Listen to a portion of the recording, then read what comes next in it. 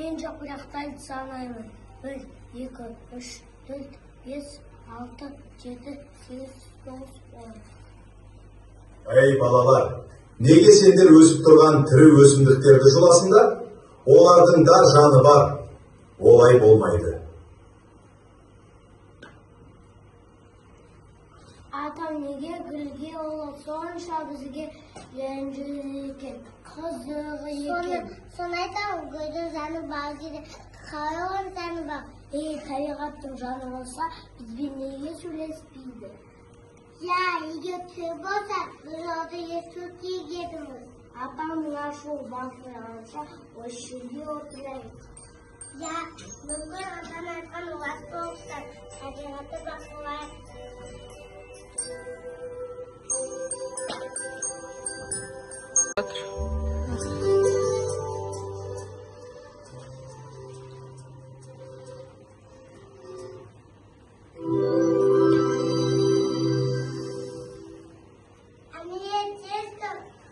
Біз қайдамыз?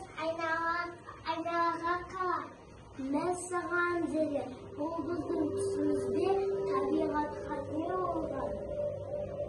Мен көңіл жоқ, себебі мен өте көп үстімді ұқсатым, мен бәрін көтертімін. Мені ешкім сыйламайды, енді адамдарға қалай пайда алып келемін. Менің су өте таза болды. Менің су өте тап-таза еді, бірақ маған мүйізеттерді төгіп қоқыс лақтырып, мені әбден лас суға айналдырды. Адамдар енді қайда да су ішеді? Аға, мен адамдарға өте көп пайда алып келемін. Алайда мен бұтақтарымды қызыққа ойнап сындырған ұнамайды. Мен көзі түсті көрдім бе көйе? Мен атамның айтқанды енді түсіндім. Мен өз-өзімше ұялып тұрмын. Мен жер беті қоқыстардан ауаны түтінген тазартамын.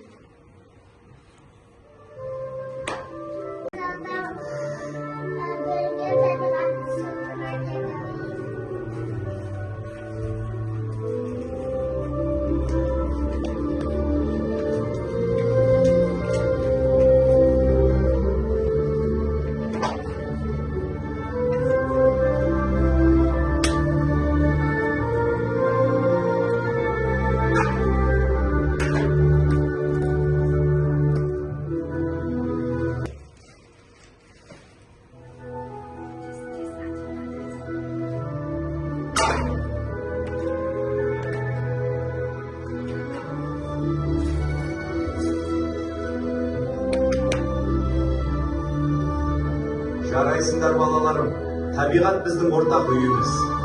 Енді ешқашан оған зиян келтірмеңдер.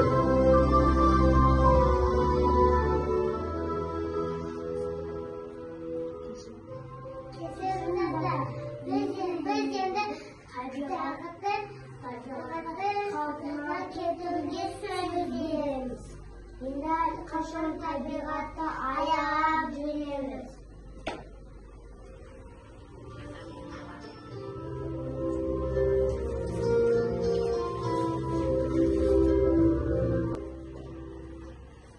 Табиғатты қорғайық, гүлді құсын аялайық. Таза ауаны дұрсын, бізге аманатын бар. Орман тойкен ола бәрі біздің орында қазір. Тоғыз тастап біздіңе сақтап бізден таңның.